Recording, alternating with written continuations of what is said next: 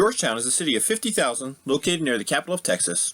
The city announced a year ago that they would meet their electricity demand solely with renewable energy sources. In doing so, Georgetown became the first city in Texas, and among the first in the country, to achieve this distinction.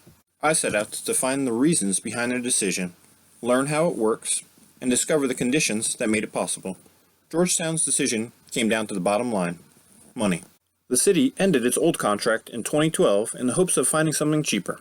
Renewable energy wasn't their top priority.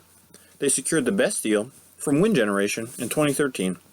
A second deal in 2015 from solar generation secured 100% of the city's power from renewable sources. Excess supply was purchased to meet future demand growth. These two renewable power sources proved the most economical option. Georgetown cited a number of other reasons for their decision. The city spokesman said, "We don't know what's going to happen in the future for regulations for fossil-based fuels." Also, none of the natural gas plants were willing to sign long-term contracts because of price stability concerns. Water conservation was a noted side benefit. Thermoelectric power generation uses vast amounts of water. Renewable generation uses less. Finally, the second contract offset the generation pattern of the first contract. Solar power generation peaks in the afternoon, while land-based wind power peaks in the early morning. A city official noted that there is less than a 2% chance that Georgetown will need to use outside generation in the first 5 years of the deal, no matter the weather conditions. If that were to occur, ERCOT ensures demand is still met. But how does it work? Wind turbine blades spin a shaft. This shaft is the prime mover for a generator. The rotation of the stator induces magnetic flux, generating voltage. The brake and gearbox ensure optimal operation, while a transformer steps up the voltage before sending it to a substation.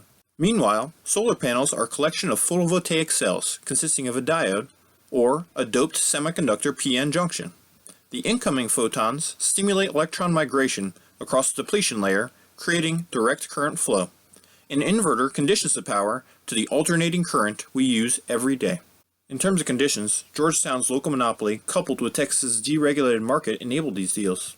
Texas geography is ideal for wind and solar generation, but the best areas are remote.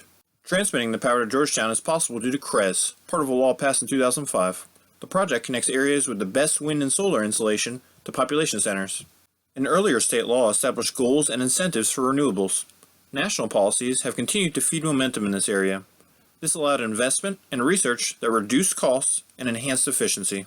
Georgetown's power would be generated solely from renewable energy due to its low cost, low risk, and low pollution. The power is transmitted to the city through new infrastructure. Policies that made that possible have helped drive innovation, lowering costs. Given the conditions, Georgetown won't be the last city to take this route.